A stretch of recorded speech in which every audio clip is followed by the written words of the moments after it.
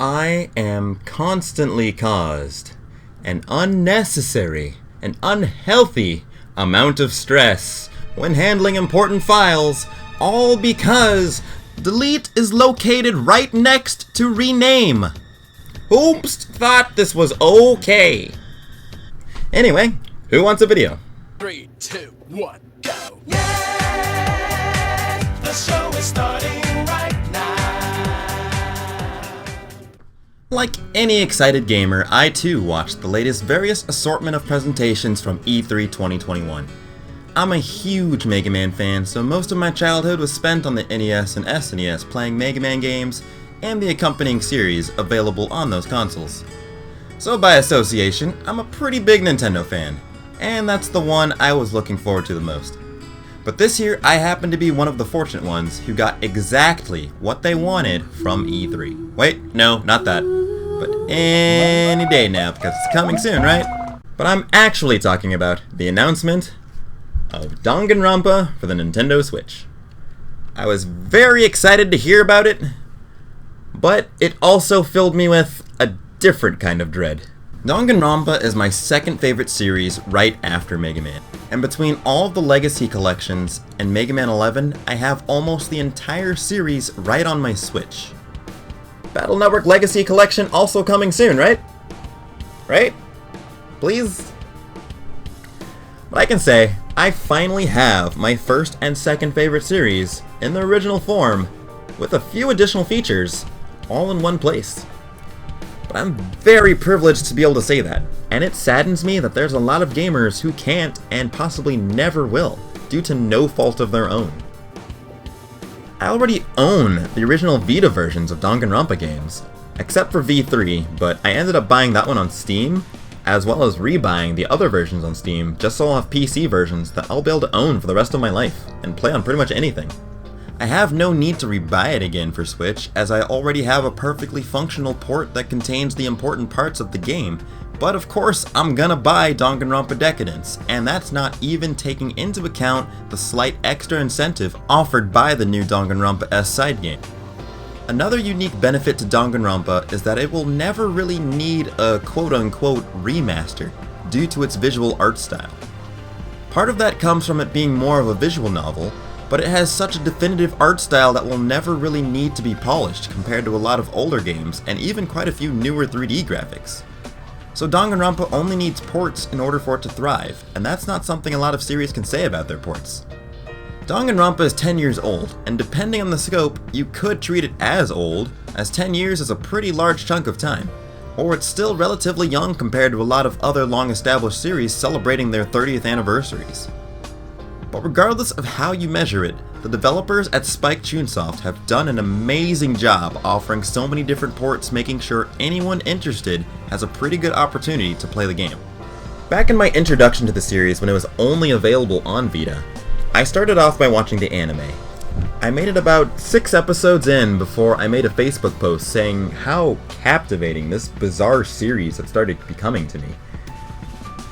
And sure enough, someone who would go on to become a good buddy of mine decided to let me, a mere acquaintance at best, borrow their entire PlayStation Vita so that I could play Danganronpa for myself and experience it in one of the best ways possible. The epitome of gaming, bringing people together. That's the video, everyone. Thank you so much for watching. And I feel like I'm forgetting something, though. Oh yeah, the actual topic. And it's here I finally want to talk about the concepts of remasters and ports, and some of the pros and cons of each. While I think remasters are absolutely fantastic and a lot of fun with how much life they can reinvigorate a series with, I think they're kind of a trap with all of their shiny bells and whistles. And that's assuming companies are willing to play nicely. My condolences to the FF7 Remake fans who don't get to play Intergrade. Square Enix did you dirty. Personally, I think a good port is better than a remaster. Now that is completely my own opinion, especially when I get to have bias where my two favorite series, Mega Man and Danganronpa, don't need remasters. But hear me out as to why. Let's take the much beloved Legend of Zelda series as an example. Skyward Sword is set to be the latest Zelda to receive the HD glow-up, and it gets to sit comfortably on the Switch. However, as many of you know, it was not the first Zelda game to get this treatment. The Zelda franchise is so large, many of its fans kinda gravitate toward a particular installment, whether that version be their favorite, their first, both, or whatever. Hashtag Wind Waker best Zelda game. I don't make the rules, but I do pretend to make them. But it's kind of unfortunate for us Wind Waker fans that from its initial release, it took them about 11 years to make an improved HD version that already turned obsolete in less than half that time in a mere 4 years, since it's locked to the infamously failed Wii U console. So now we already need a port of the remaster for the Switch, or yet another entirely new remaster, and the Twilight Princess faction is in the exact same boat, while the Ocarina of Time and Majora's Mask groupies are also pretty much in the same situation, since their remaster shots have already been fired as well. And that's not to say they couldn't do more remasters, as I'm sure they inevitably will once technology advances in years from now. But you kinda see where I'm going with this? Does it make it more clear when I point out that even though the Skyward Sword fans will be eating well at the moment, they will be rejoining the remaster waiting room club they just got out of in a few years, once we move on to the next console well beyond the Switch era. So if I compare Spike Chunsoft and Nintendo, Spike wants Danganronpa fans to be able to have the convenience to enjoy their series on practically any platform of their choice, and even well into the future with the convenience of PC and mobile, which pretty much everyone will always have. Nintendo, on the other hand, wants to force Zelda fans to always have the most current hardware, and only select versions of software that they choose to highlight, regardless of however much or little you like certain versions over others. One is way more consumer friendly and considerate to their fanbase, while the other, I'm not going to outright accuse of planned obsolescence, but there's an irrefutable lack of future-proofing. I'm really passionate about game preservation. I was beyond ecstatic hearing the news of Scott Pilgrim no longer being long lost, as that game only existing on a few Xbox 360s that happened to download it is probably what initially opened my eyes to how tragic it is when games essentially get Thanos snapped from existence. The accessibility of a good port will do way more for the long term of a game than a remaster. That being said, I can't at all dismiss the fact that remasters are just super cool. And I completely understand the appeal, seeing an old friend return with a new coat of paint. And honestly, Final Fantasy VII Remake is one of the best examples of treatment any old JRPG could hope to ask for in terms of presentation. I won't quite say to its full extent, as it's almost an entirely different game and somewhat unofficial sequel to the original, but I'm not going to open that can of worms here. In short, it looked good. But now, I'm only referring to the PS5 version. Remember when we used to say the PS4 version looked amazing? Like, literally last year? Well, now that the PS5 version is out, I don't know, the PS4 version is looking a little dated. Something about door textures? I don't know. I can't even pretend to be a graphics snob, even as a joke, as I think graphics have looked more than good enough for whatever need for years now. And all I need is a good functioning game, which is another reason I'm more port over remaster. I'd much rather have access to a port of a rough looking older game available on multiple platforms that has its proper feel intact as I remember, than a remaster that will feel really cool for like 3 years and then get shelved forever once the next superior version comes around. And I should probably mention at this point, this doesn't at all need to be a one or the other situation, as both are really great things and a lot of series are desperate for either one. But since there are some remasters that are probably less than impossible, you might as well give us the port, just so we at least have an updated memory on our new hardware. Even if we don't get to rekindle the flame of love we had for an old game with a new remaster, the port can at least help us fill the void that would be completely empty without it, as our desperate pleas for an unlikely sequel continue to go unanswered. Unfortunately, something that remasters and ports both suffer from is the fact they are not at all created equal. It's pretty devastating to be excited to replay a game only to find out that the controls are far inferior from what they used to be, making your revisit feel almost unplayable. And I say all of this knowing that game design and optimization is really hard, And sometimes new technology just does not want to play well with older coding due to some glitches or bugs, or it could just be there's a key aspect of older stuff that's just completely missing from newer hardware. As cool and versatile as the Switch is, being a console and handheld at the same time, it can still only do one or the other with only one screen. Its predecessors of the Wii U and 3DS both constantly had two screens going at all times, and while it sometimes wasn't a huge deal, as one would just be a glorified menu or map, sometimes it was an indispensable second point of view or even controller with the touchscreens. Having to cram enough information and screen real estate shown on two screens down to one seems pretty dang hard. I'm pretty much 100% positive navigating the intricacies of the Wii U gamepad is why the Xenoblade Middle Child X has yet to make its way over to Switch. Which is pretty ironic considering its premise revolves around boarding a colony ark to get to a better place. I didn't think I'd miss this game so much. There's something about this game. Sorry. Where were we? The biggest kicker is Nintendo already solved this problem years ago. It's gonna make me feel really boomer saying this, but back in the day, I used to be able to buy a port of some of my old Nintendo games for my modern handheld and console. Sure, it was admittedly clunky having almost two separate eShops for the 3DS and Wii U, but looking back at it now when compared to what we currently have, that was about the best case scenario that we could ask for, and also be willing to pay for. And now that we have the console handheld hybrid, all they had to do was keep on keeping on, but Nintendo did what Nintendo always does, taking two steps forward, one step back, and then shooting themselves in the foot. Why do they hate their feet so much? Stupid Nintendo! And the frequency they drip out games now with the NES and SNES Online is abysmally unpredictable, and still regionally exclusive. Yay. It wouldn't hurt as much if they didn't give us a vastly superior service just before, but my bliss is not ignorant. It knows where the bar was originally set. I saw so many people saying they've never played any of the old 2D Metroid games and would love to since they thought Dread looked pretty neat. It's good they at least have Metroid and Super Metroid available, but what about my personal favorite 2D Metroid of Fusion? Switch only owners are out of luck for the foreseeable ever, I guess. But hey, Wii U owners can still live it up for the time being because it's on the Virtual Console, as well as the NES Metroid remake Metroid Zero. Awesome!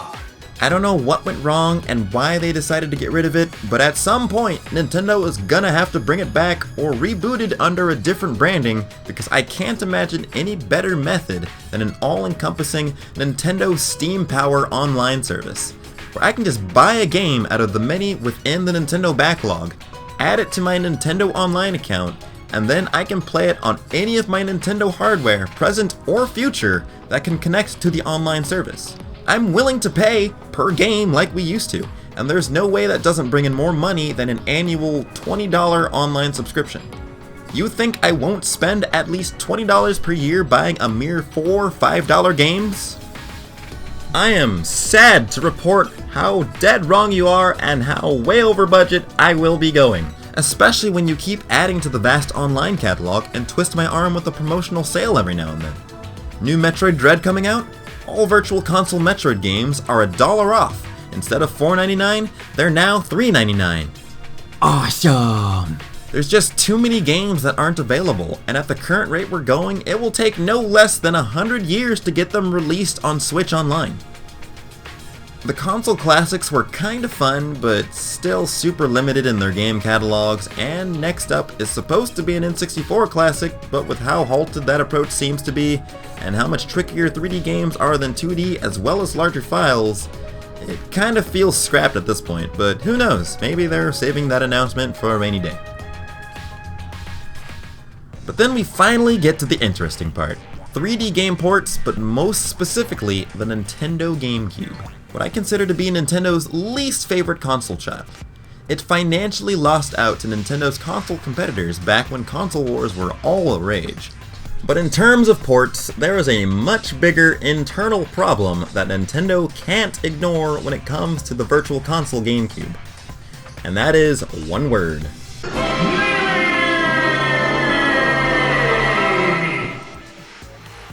Aside from the difficulties of porting larger game files and assets and making them mesh with newer consoles, I feel pretty confident in my hunch that this is one of the sole reasons we never ascended to the GameCube Virtual Console. Because as soon as Nintendo opens the gate for GameCube on Virtual Console, the Melee elites will be all over them faster than they can wave dash. And this is a losing battle because anything less than a frame-perfect, lagless recreation of this beloved game will be deemed a failure. Keep in mind, we got Smash Bros. 64 on the Wii Virtual Console, but then look who is next in line. Just try your best, Nintendo. Everyone knows gamers are the most understanding. But we never forgive.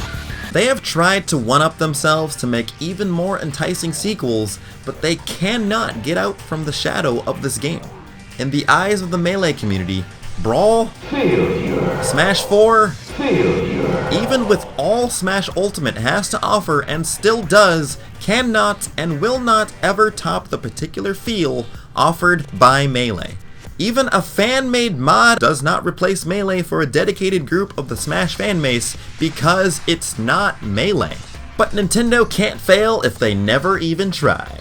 So instead, to bring the GameCube to the modern age, they've opted for the most roundabout method of only a select few of the most popular franchise titles in collections and remasters. But anything less than Nintendo mainstream GameCube titles will pretty much never see the light of day again, as it currently stands. Isn't that right, Chibi Robo fans? Isn't that right, F-Zero GX fans? You guys actually believe a rumor about a Path of Radiance remake? Do you have any idea how poorly that game sold? How awfully its sequel performed? They put the entire Fire Emblem series on life support and almost killed it. That's how terribly they did. I have never heard anyone say a positive thing in person about Fire Emblem Shadow Dragon Remake for DS, and even that sold about 100,000 more copies than the Radiant Saga. You think Nintendo is really so eager to try that again? Psst, don't worry, I want them to. I'm just saying it so Nintendo will prove me wrong and make them. Oh, I gotta say the thing. You won't remake them, Nintendo. You won't do it. Psst, me again. Don't worry, we like Ike. I wish I were kidding about a lot of this, but I'm genuinely serious. The culmination of two niche of games that were crushed by competition and sales, and the Super Smash Bros. M-word, have given Nintendo more than a bit of pause to rekindle the GameCube era. I think it too will come about at some point, but they've hit the reset button before we were just about to enter the GameCube phase twice now. And I can't quite ignore how loudly that action speaks to me compared to anything Nintendo has or would be willing to say. Oh, and I just thought of another problematic GameCube Mario child. Paper Mario and the Thousand-Year Door. Another series we got the 64 installment of on the Virtual Console, but as for access on that GameCube sequel we love to hound Nintendo about, crickets. I don't know if it's just pride or what that prevents them from saying, hey, we'll do GameCube ports, but we're not going to do Melee or Thousand Year Door, etc. Sure, there'll be a vocal group very loudly bellyaching about it, but those are far from the only groups of gamers. And just because of a few hurdles, that is no excuse to not let so many other games that deserve to run free exist. There might be some complicated GameCube games to port, but there's going to be so many simple ones where there is no excuse not to. And even if that's all you can do, then so be it. I can only assume that GameCube games are just a bit too advanced and they have to rebuild assets from the ground up to fit new hardware, and that's why only the popular GameCube titles receive remasters. But as games continue to get more and more complicated, this problem is only going to get worse and worse. And more games will be left to the wayside once they get pushed out of the limelight. And that's going to suck for people who were simply born too late. And I don't mean to only refer to Nintendo about all of this, it's just I really don't know much about how Sony and Microsoft handle things with PlayStation Plus and Xbox Game Pass. But I've occasionally heard some pretty great and generous things about how they'll sometimes offer some old games as free downloads. But they don't have nearly as rich of a history as Nintendo does, as they just haven't been around as long. in an ideal gaming world, they all play together nicely, and rather than having to buy a new console every few years, we just update our PC with some new specs that can legally play absolutely any game ever made. But the brand's gotta represent, and I can understand the hustle. The unplanned obsolescence just isn't fun to deal with, as ports wouldn't be nearly as big of a problem if it didn't feel like we have to buy so many over and over again as our hardware gets outdated. And that's an area PC gamers have the least struggle with, as their ports are amassed in a library on a platform with some actual duration. But that too is the intention of the company hustle, so they get their money, I guess. Another huge inspiration that put a lot of these ideas in my head in the first place is this little guy right here. The Nintendo 3DS is one of my favorite game libraries in terms of quality and quantity, with its diverse range of games covered during its near decade-long run from 2011 to 2020. It's probably where I knocked out the largest amount of games. It had a very shaky start receiving the baton from the original DS, especially with a gimmick that I know I personally never really used, but credit must be given where credit is due, as the 3D did work. But once it finally found its footing, oh boy did the 3DS take off, giving its much stronger console competition a run for their money, with strides never before seen by any handheld up to that point, which I have no doubt did a great job paving the way for a lot of the success the Switch now sees. But its game preservation is almost non-existent, and we're gonna have an entire decade of gaming titles lost to the flow of time. It's also extremely hard to share and stream, as Nintendo never provided us any official HDMI compatibility, even though the technology clearly existed, as demonstrated by their Nintendo Treehouse events. But not like anybody would ever want to stream any of its games, right? And the 3DS being a two-screen, touch-intensive handheld doesn't exactly make it an agreeable subject to produce ports of. Which is, rather than a port or a remaster, why you see Capcom cleverly choosing to do a sequel method with Monster Hunter Stories 2, that improves the visuals, quality of life, and overall mechanics of its predecessor like any great sequel strives to do. But sequels are probably the hardest to pull off, as you need a lot of new content to come up with. Then again, if you're having trouble coming up with new material to incentivize, you could always try and bait your fans with limited edition physical goods that come with the special editions, but I personally never really fall for those, especially if I already own a version of the game. Wait. You're saying this one comes with the gold Mega Man? Yes. I did spend $50 on a bunch of ports I already own, on a platform I'm least likely to play them on, for a different colored amiibo, and some postcards. Not my proudest moment, I know. But what do you think I would regret more? Having my papers blow away, or having the golden paperweight? Anyway, I'm out of material and jokes now, so I think we'll call it here. But let me know whether you prefer ports or remasters, and your favorite example of one you feel was handled very well. Or, better yet, let me know how you think companies should move forward handling the preservation of older games on new hardware. I will definitely take your suggestion and send it to my uncle, who definitely works at Nintendo, where they will definitely take your suggestion and follow through with it. Definitely. Anyway, this has been the Gingerbread Man, owner of the Golden Paperweight, and you can catch me in the next video. Bye bye.「